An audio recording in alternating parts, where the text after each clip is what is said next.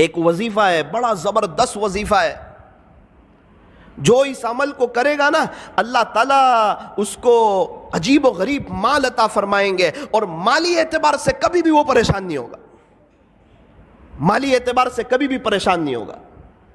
ایک بزرگ کے پاس میں بیٹھا ہوا تھا، وہ یوں کہہ رہے تھے کہ بیٹا میں نے 35 ملکوں کا سفر کیا، نہ میں نے 1 روپیہ خرچ کیا، نہ 1 روپیے کا کسی سے سوال کیا۔ میں نے کہا حضرت کیا کرتے ہو؟ بولے یہ وظیفہ کرتا ہوں۔ میں نے کہا اچھا۔ میری مدینہ منورہ میں پڑھائی چل رہی تھی، میرے شیخ نے جب میری پڑھائی ختم ہوئی تو ایک ڈائری لے کر آئے، قلم لے کر آئے، مجھے کہا بیٹا لکھ یہ وظیفہ۔ میں نے لکھ لیا، اور طے کر اس کو کبھی ناغہ نہیں کرے گا، اللہ مالی اعتبار سے کبھی بھی تجھے کسی کا محتاج نہیں کرے گا۔ میں نے لکھ لیا، حضرت نے لکھایا، میں نے لکھ لیا۔ پھر ایک بات کہی تھی کہ بیٹا یہ وظیفہ بڑا زبردست ہے، لیکن بے طلبوں کو مت بتانا، جس کے اندر طلب ہو اور جو اس کی قدردانی کرتے ہو اسی کو بتانا۔ پھر میں جب ہمارے یہاں آیا، کچھ لوگ میرے پاس آتے، مولانا ہم بڑے پریشان ہیں مالی اعتبار سے، حالات میں کوئی وظیفہ، تو الحمدللہ میں یہ وظیفہ بتا دیتا، اللہ تعالیٰ ان کو بہت نواز دیتے، عجیب و غریب نواز دیتے، اور عجیب و غریب اس پر تجربہ ہے، اور کئی اللہ والوں کو میں نے دیکھا وہ یہی وظیفہ پڑھتے ہیں۔ پھر ایک بار تو میں بڑا تعجب میں رہ گیا کہ یہ وظیفہ کسی اللہ والے کا، کسی شیخ کا بتایا ہوا نہیں ہے۔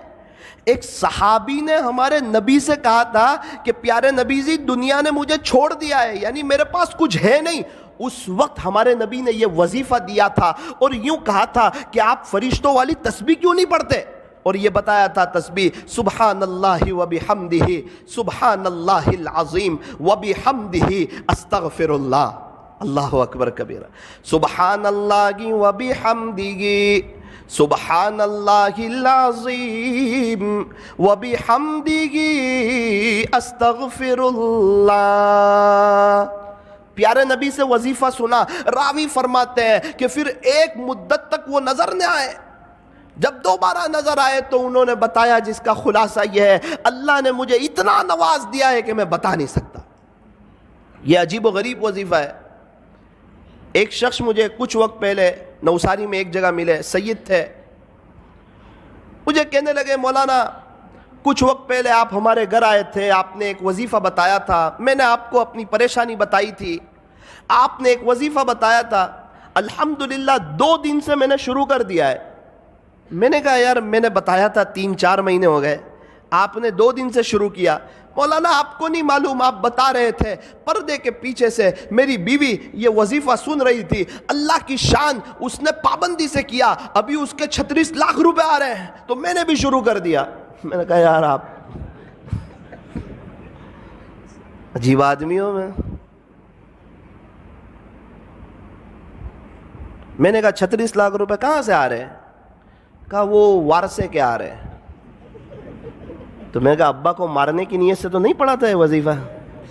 بولے نہیں ان کے ابو کا تو بہت پہلے یہ انتقال ہو گیا تھا، لیکن مولانا زمین کا اتنا خطرناک مسئلہ تھا کہ یہ کبھی بھی حل ہونے کا نام لیتا نہیں تھا، اور ہم لوگ بھی نا امید ہو چکے تھے کہ اب یہ مسئلہ جو ہے یہ کبھی بھی حل ہو سکتا نہیں ہے، لیکن میری بیوی نے یقین سے پڑھنا شروع کیا، اللہ کی شان مسئلہ حل ہوا، اس کے 36 لاکھ روپے آ رہے، اور اللہ کا شکر ہے 2 دن سے میں نے بھی شروع کر دیا ہے۔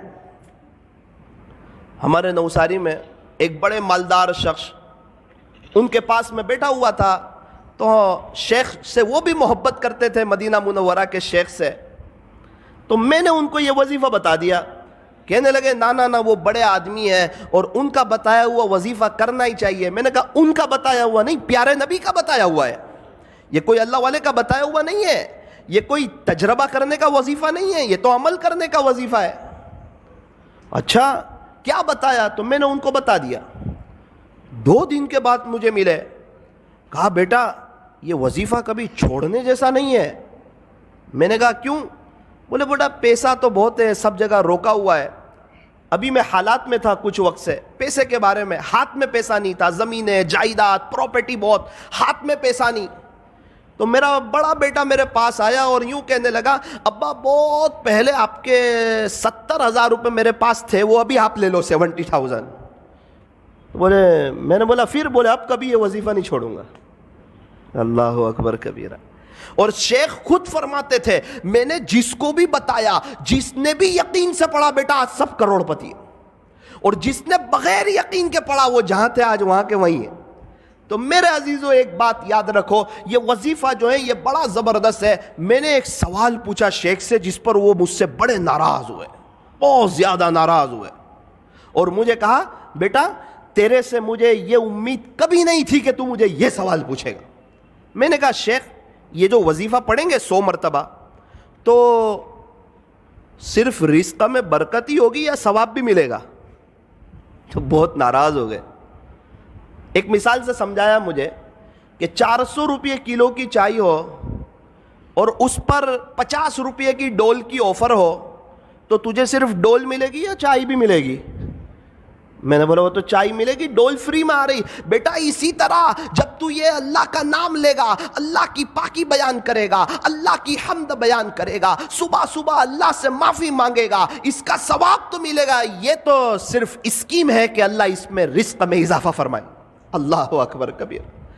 تو آپ کو بھی یہ وظیفہ یہ عاجز بتاتا ہے، طے کرو انشاءاللہ، پابندی سے پڑھیں گے انشاءاللہ، بہت فائدہ ہوگا انشاءاللہ۔ رزق میں صرف پیسہ نہیں آتا، رزق میں بیوی بھی شامل ہے، بچے بھی شامل ہے، رزق میں بہت سی چیزیں شامل ہے۔ اللہ تعالی ہمارے رزق میں برکتیں عطا فرمائیں گے۔ سبحان اللہ و بحمدہ، سبحان اللہ العظیم و بحمدہ، استغفر اللہ۔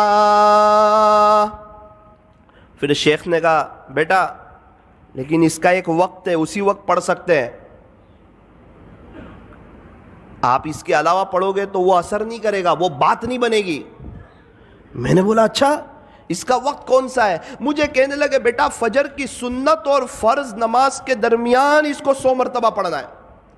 فجر کی سنت اور فرض نماز کے درمیان اس کو 100 مرتبہ پڑھنا ہے۔ میں نے کہا حضرت اگر اس وقت کوئی نہ پڑھ سکے تو مجھے تعجب سے دیکھنے لگے کہ اس کا اپنا ہی مسئلہ لگ رہا ہے۔ مجھے کہنے لگے بیٹا جب تک فجر کی نماز کا وقت رہتا ہے، صبح صادق کے بعد سنت پڑھ لیں، اس کے بعد سے جب تک فجر کی نماز کا وقت رہتا ہے وہاں تک یہ پڑھو گے تو یہ اپنا اثر عجیب اور غریب انداز میں کرے گا۔